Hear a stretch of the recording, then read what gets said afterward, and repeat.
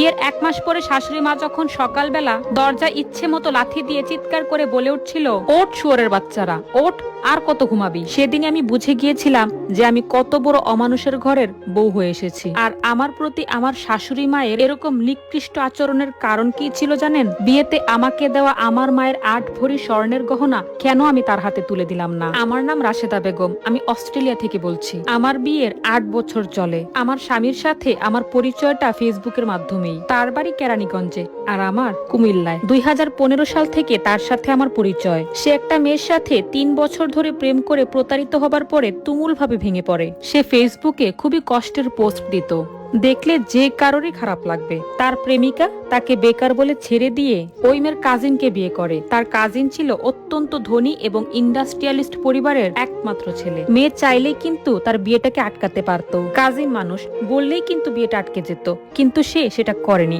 কারণ মেয়েটা 3 বছর আমার ভালোবাসার মানুষটার সাথে সময় পার করেছে। পারিবারিক অজুহাত দেখিয়ে মেয়েটি খুব হাসি মুখেই তার চাচাতো ভাইকে বিয়ে করে নেয়। অথচ মেয়েটি তাকে বলেছিল তাকে নাকি চাপের মুখে তার চাচাতো ভাইয়ের সাথে বিয়ে দেওয়া হচ্ছে। বিষয়টি ছিল একেবারেই মিথ্যা, যেটা পরে জানা যায়। তো যাই হোক, এই ঘটনার পরে আমার ভালোবাসার মানুষটা একেবারেই ভেঙে পড়ে। তাকে আমি সবসময় সান্ত্বনা দিতাম। সান্ত্বনা দিতে দিতে কবে যে আমি তাকে ভালোবেসে ফেলি নিজেও বুঝতে পারিনি। 17 বছর বয়সী একটা কিশোরী মেয়ে ছিলাম আমি, আর আমার ভালোবাসার মানুষটার বয়স তখন ছিল মাত্র 25 বছর। তার সাথে আমার কখনো সামনাসামনি দেখা হয়নি, এমনকি ভিডিও কলেও না। ফেসবুকে জাস্ট মেসেজিং করতাম। ভীষণ রক্ষণশীল একটা ধার্মিক পরিবারের মেয়ে হয়েও আবেগে পড়েই হোক আর যেভাবে, আমি তাকে প্রচন্ড ভাবে ভালোবেসে ফেললাম। তার একটা মেসেজের অপেক্ষায় আমি সারাটা দিন পার করে দিতাম। গোসল, নামাজ, খাওয়া দাওয়া, পড়াশোনা সব বাদ দিয়ে আমি সারাদিন শুধু তার মেসেজের অপেক্ষাতেই থাকতাম। মেয়েটির বিয়ে হবার সাথে সাথেই আমার ভালোবাসার মানুষটা দুবাইতে চলে যায়। তখনও পর্যন্ত আমাদের সম্পর্কটা অতটা গভীর না হওয়াতে আমরা দেখাশোনা করার প্রয়োজনও মনে করিনি। তবে দুবাইতে যাওয়ার পর সে অনেক কষ্টে ছিল, কারণ তার ইনকাম ভালো ছিল না। মাস শেষে যা বেতন পেত সব নিজের পেছনেই চলে যেত। ফ্যামিলিতে মাত্র 10 কি 15,000 টাকার মতো পাঠাতে পারতো। আমি তখন তাকে মানসিকভাবে প্রচন্ড সাপোর্ট করতাম। আমার মনে হতো সে আমাকে অনেক ভালোবাসে, কিন্তু না, আমি ছিলাম তার অতীতের ক্ষত সারানোর একটা মলম মাত্র, যেটা বুঝতে আমার অনেক দেরি হয়ে গিয়েছে। সে তখনও সেই মেয়েটাকেই ভালোবাসতো। মেয়েটা মাঝে মধ্যে তাকে ফোন করে মিথ্যা মায়া কান্না করতো, তাকে বোঝানোর চেষ্টা করত যে তোমাকে হারিয়ে আমি সত্যি অনেক কষ্টে আছি। কিন্তু আসলে মেয়েটি তখন প্রেগনেন্ট ছিল। বাচ্চা কিংবা তার উপরে যাতে কোনো ধরনের অভিশাপ না আসে সেজন্য সে মাফ চেয়ে সিম্প্যাথি কুড়িয়ে দায় মুক্ত হতে চাইতো। কিন্তু বাস্তবতা হচ্ছে মেয়েটি প্রচন্ড সুখে আছে এবং ভালো আছে। আর এদিকে আমার ভালোবাসার মানুষটা তার সাথে কথা বলে ইমোশনাল হয়ে যেত, প্রচন্ড কান্নাকাটি করত, আর এদিকে সে আমাকেও ঠিক রাখতো। তো এরপর সবই ঠিকঠাক চলছিল। সে মন থেকেই চাইতো তার সাথে যেন আমার বিয়েটা হয়ে যায়, কারণ সে যত তাড়াতাড়ি আমাকে বিয়ে করতে পারবে ঠিক তত তাড়াতাড়ি সে ওই মেয়েটাকে ভুলতে পারবে। এরপর সে তার পরিবারকে আমার কথা জানায়। তার পরিবারে আছে তার মা, ছোট বোন আর 2 ভাই। 2 ভাইয়ের মধ্যে একজন থাকে আলাদা বউ বাচ্চা নিয়ে, আর বড় ভাইয়ের বউ সে এখানেই থাকে। বড় ভাই থাকে দেশের বাইরে। বড় ভাবি আর তার বাচ্চারা বেশিরভাগ সময় ভাবির বাপের বাড়িতে থাকে। তার বোন ছিল ঢাকা বিশ্ববিদ্যালয় থেকে মাস্টার্স কমপ্লিট করা মেয়ে। ছেলে এখনো প্রতিষ্ঠিত হয়নি, কিন্তু বিয়ের নাম নিচ্ছে। এই বিষয়টি তারা মানতে না পারলেও আমাদেরকে কখনোই বুঝতে দিত না। আমার সাথে প্রচন্ড ভালো ব্যবহার করতো আমার শাশুড়ি আর ননদ। কি মধুর ব্যবহার ছিল তাদের, সত্যি মনে পড়লে খুবই অবাক লাগে। সারাক্ষণ মা মা করে ডাকতো, কি যে ভালো লাগতো তাদের এই ব্যবহার। কিন্তু মনে মনে ঠিকই তার বোনের মেয়ের সাথে তার ছেলেকে বিয়ে দিতে চাইতো, কারণ বোনের কোনো ছেলে নেই। বোনজিকে বিয়ে করালে বোনজির মারফতে একটা ফ্ল্যাট তিনিও পেয়ে যাবেন। কিন্তু আমার ভালোবাসার মানুষটা কিছুতেই তার বোনের মেয়েকে বিয়ে করতে রাজি না, কারণ ওই মেয়ে ছিল অত্যন্ত উশৃঙ্খল। তো যাই হোক, এই ক্ষোভ নিয়েও আমার শাশুড়ি আর ননদ আমার সাথে দিনের পর দিন অভিনয় করে গেছে। আর এদিকে আমার বাবা মা কিছুতেই তাকে মেনে নিবে না, কারণ কোথায় কুমিল্লা আর কোথায় কেরানীগঞ্জ, একে তো এত দূর। তার উপর আমাদের বংশে কেউ কখনোই প্রেম করে বিয়ে করেনি। আমার পরিবারের প্রত্যেকেই ভীষণ ধার্মিক ছিলেন। তাছাড়া ছেলে থাকে দুবাইতে, অল্প বেতনে চাকরি করে। কবে দেশে আসতে পারবে তার কোনো ঠিক ঠিকানা নেই। ছেলের বাড়ি ঘর, পরিবার, বংশমর্যাদা কোনো কিছুর ব্যাপারে কিছুই জানেন আমার বাবা মা। কুমিল্লা থেকে কেরানীগঞ্জে গিয়ে খেয়ে নেবে কার খোঁজ। বড় ভাইয়ের তো ঘোর আপত্তি, এই বিয়ে কিছুতেই হতে পারে না। ওকে আমি খুনি করে ফেলবো, ওর হাত পা কেটে নদীতে ভাসিয়ে দিব, তারপরও এই বিয়ে মানা যাবে না।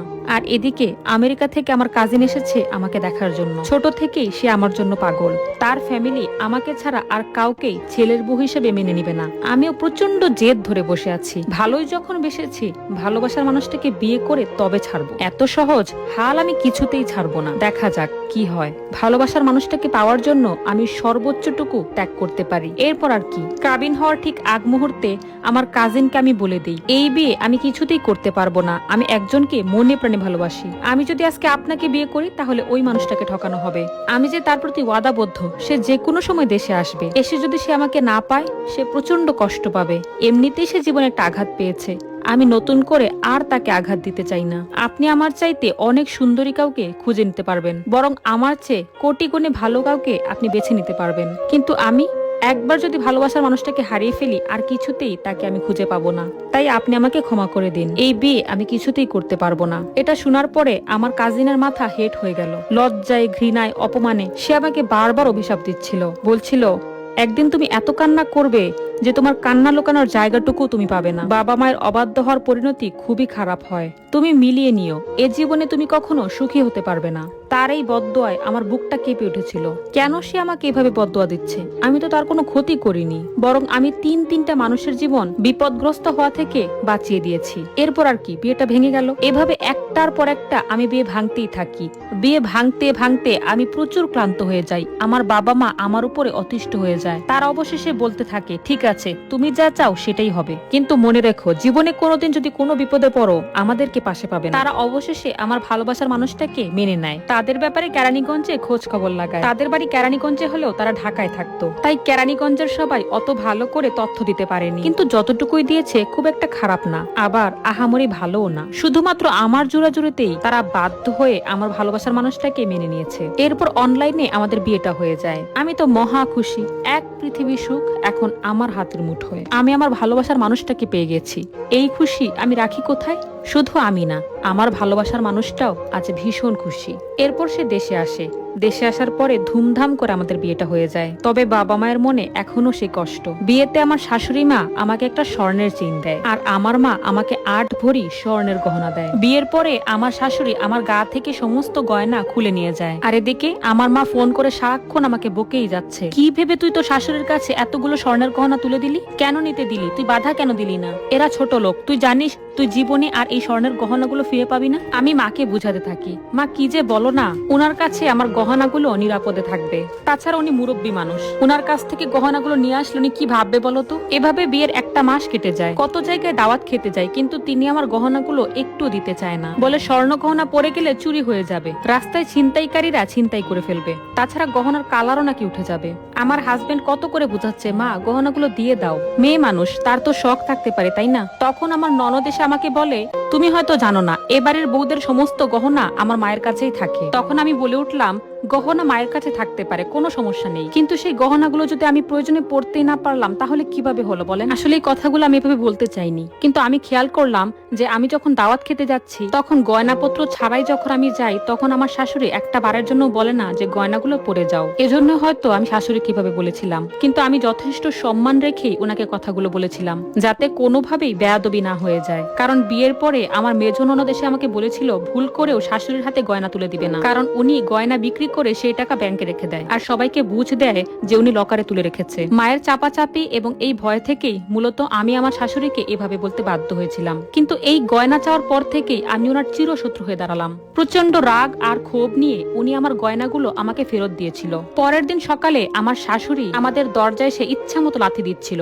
আর বলছিল, শুয়োরের বাচ্চারা আর কত ঘুমাবি, এবার তো ওঠ। ওনার চিৎকার আর লাথির শব্দে আমি বিছানা থেকে উঠে বসি। আমি শুধু হা করে তাকিয়ে তাকিয়ে সব দেখছিলাম। তারপর আমার স্বামীকে একটা বারের জন্য দেখলাম না এই জিনিসটার প্রতিবাদ করতে। তারপর আমার স্বামী আমাকে রেখে দেশের বাইরে চলে যায়। শুরু হয় নতুন অত্যাচার, খাওয়ার কষ্ট, ঘুমের কষ্ট, সবকিছু তো আছেই। সারাটা দিন খেটে মরলেও কেউ একটা বার সে বলে না খেয়ে নাও মা। সারাদিন শাশুড়ি আর ননদের ফরমাইশ খাটতে খাটতে আমার জীবনই শেষ। আর এদিকে বড় বউ পুরো রানীর মতো থাকে, সারাদিনে একটা কাজও করে না। তার ভাষ্য মতে তার স্বামী এই সংসারে সবচেয়ে বেশি টাকা দেয়, তাই এই সংসারের কোনো কাজ সে করবে না। আমাদের শ্বশুরবাড়ির রীতি অনুযায়ী যার স্বামী সংসারে সবচেয়ে কম টাকা দিবে সেই বউটাই সংসারের সব কাজ একা হাতে করবে, বাকিরাও করবে তবে তা খুবই নগণ্য, একেবারেই নামমাত্র।